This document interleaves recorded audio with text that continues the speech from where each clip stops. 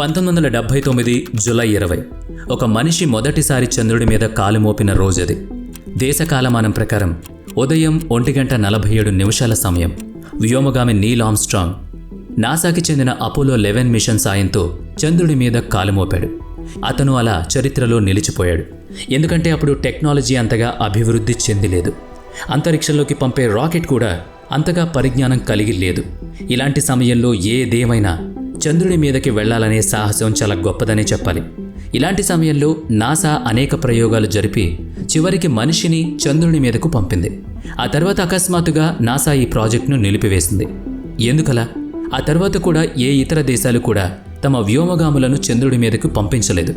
చంద్రుడి మీద కాలనీలు కట్టాలనే ఆలోచన గత 2 దశాబ్దాల కాలంలోనే ఎందుకు వేగం పుంజుకుంది? ఈరోజు వీడియోలో చంద్రుడికి సంబంధించిన అనేక ఆసక్తికర విషయాలు తెలుసుకుందాం. 70వ దశకం చాలా ప్రత్యేకమైందనే చెప్పాలి. అమెరికా, రష్యాల మధ్య వైరుధ్యం సాగుతోంది. 2 దేశాలు బద్ధ శత్రువులుగా ఉండేవి. చంద్రుడి మీద కాలు మోపాలనే ఆలోచన వచ్చినప్పుడు 2 దేశాలు ఇందుకు సంబంధించి తమ సాంకేతిక రంగాన్ని మెరుగుపరుచుకునేందుకు కసరత్తులు మొదలుపెట్టాయి. సోవియట్ యూనియన్ 1959లో తమ ప్రయోగాలు మొదలుపెట్టింది. లూనా 2 స్పేస్ క్రాఫ్ట్తో హార్డ్ మూన్ ల్యాండ్ చేసింది. అంటే కావాలని స్పేస్ క్రాఫ్ట్ని చంద్రుడి మీద క్రాష్ చేయించారు. ఆ తర్వాత 3 ఏళ్లకు 1962లో అమెరికా కూడా రేంజర్ హో స్పేస్ క్రాఫ్ట్ని కూడా కావాలనే చంద్రుడి మీద క్రాష్ చేయించారు. ఆ టైంలో స్పేస్ క్రాఫ్ట్ ఖాళీగా ఉండేది. ఈ 2 దేశాలు మనిషిని చంద్రుడి మీదకి పంపాలని కలలు కంటున్నాయి. ఈ 2 దేశాలు స్పేస్ క్రాఫ్ట్ని డిజైన్ చేసుకున్నాయి. అలా కొన్ని సంవత్సరాలు గడిచిపోయింది. 1969లో అమెరికాలో నీల్ ఆర్మ్స్ట్రాంగ్, బజ్ ఆల్డ్రిన్లను మొదటిసారి చంద్రుడి మీదకు కాలు మోపించి రష్యాను ఈ విషయంలో వెనక్కి నెట్టింది. నాసా ఈ మొత్తం ప్రాసెస్ని లైవ్ స్ట్రీమ్ కూడా చేసింది. ప్రపంచవ్యాప్తంగా వారికి ప్రశంసలు కూడా దక్కాయి. నీల్ ఆర్మ్స్ట్రాంగ్, బజ్ చంద్రుడి మీద తిరుగుతున్నప్పుడు కాసేపు ప్రసారం ఆపేశారు. వాళ్ళు ప్రపంచ ప్రజలతో ఏదో చెప్పాలనుకున్నారు, కానీ వారి మాటలు కట్ చేశారు. వారికి చంద్రుడి మీద కూలింగ్ టవర్ లాంటిది కనిపించిందని అంటారు. అది భూమి నుంచి చాలా ఎత్తులో ఉంది. చాలామంది అది ఏలియన్స్ న్యూక్లియర్ పవర్ ప్లాంట్ అని కూడా అంటూ ఉంటారు. ఇది చంద్రుడి మీద నిర్మించి ఉంది, కానీ ఆ టవర్ ఇప్పుడు ఖాళీగా పడి ఉంది. ఈ విషయం గురించి తెలుసుకునేందుకే చాలాసార్లు నాసా మనుషుల్ని చంద్రమండలం వైపుకు పంపింది.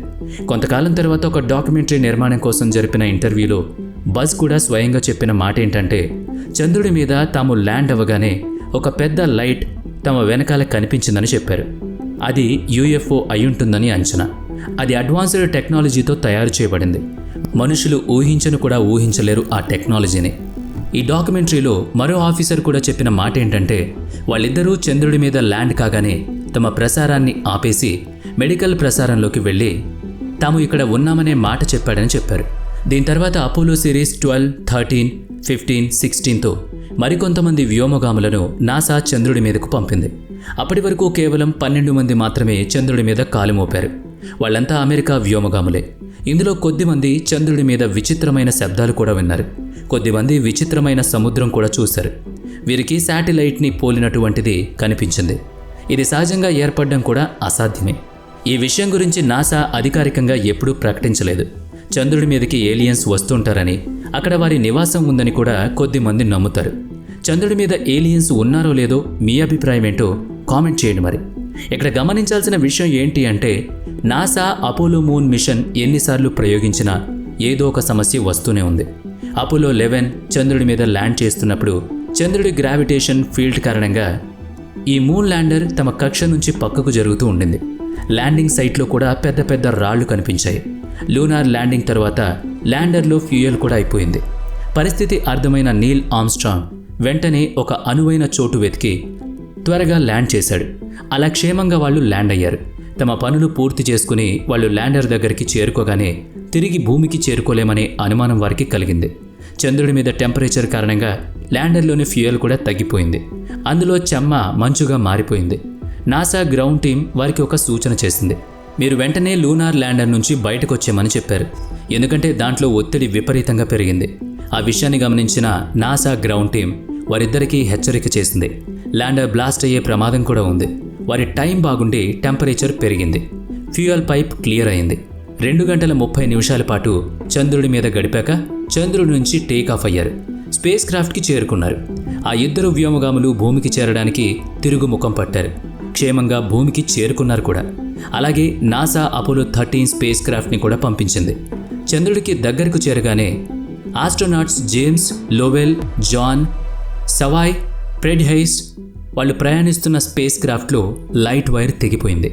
ఆక్సిజన్ ట్యాంక్ని టచ్ చేసింది. స్పేస్ క్రాఫ్ట్ విచ్ఛిన్నమైంది. వాళ్ళు అంతరిక్ష ప్రయాణం ముగిసిపోయింది. దీంతో వాళ్ళు చంద్రుణ్ణి చేరుకోలేరు, భూమిని తాకలేరు అన్న పరిస్థితి ఏర్పడింది. వారి లూనార్ ల్యాండర్లో 2 ఆక్సిజన్ సిలిండర్స్ ఉన్నాయి.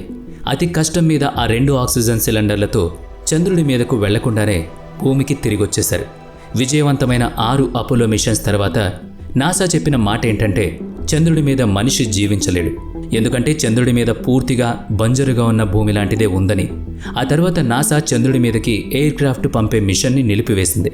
అయినా సరే స్పేస్ సెంటర్స్ నిరంతరం చంద్రుడి మీద ప్రయోగాలు ఎందుకు చేస్తున్నాయి? ఆ డేటా గురించి ప్రపంచం ముందు కూడా వ్యక్తం చేయట్లేదు. చంద్రుడి మీద అనేక రహస్యాలు దాగున్నాయి. ఒక కథనం ప్రకారం మంగళగ్రహం లాంటి ఒక పదార్థం భూమిని ఢీకొంది. ఆ విస్ఫోటనంతో అనేక పదార్థాలు అంతరిక్షంలోకి వెళ్ళాయి. ఆ ముక్కలన్నీ ఒక దగ్గర చేరి అది చంద్రుడి నిర్మాణంగా మారింది. ఇదే నిజమైతే చంద్రుడి మీద కూడా భూమి లాంటి వాతావరణమే ఉండాలి. కానీ చంద్రుడి మీద, భూమి మీద వాతావరణానికి చాలా తేడా ఉంది. ఎక్కడా పోలిక కూడా లేదు. చంద్రుడి మీద రాళ్ళకి, భూమి మీద రాళ్ళకి కూడా పోలిక లేదు. ఇవి అంతరిక్ష సంగతులు. మరి ఈ వీడియో మీకు నచ్చినట్లయితే లైక్ చేయండి, షేర్ చేయండి. ఇప్పటి వరకు మన ఛానల్ని సబ్స్క్రైబ్ చేయనట్లయితే ఇప్పుడే సబ్స్క్రైబ్ చేసుకుని పక్కనే ఉన్న బెల్ ఐకాన్పై క్లిక్ చేయండి. నెక్స్ట్ వీడియోలో మళ్ళీ కలుద్దాం. Thanks for watching.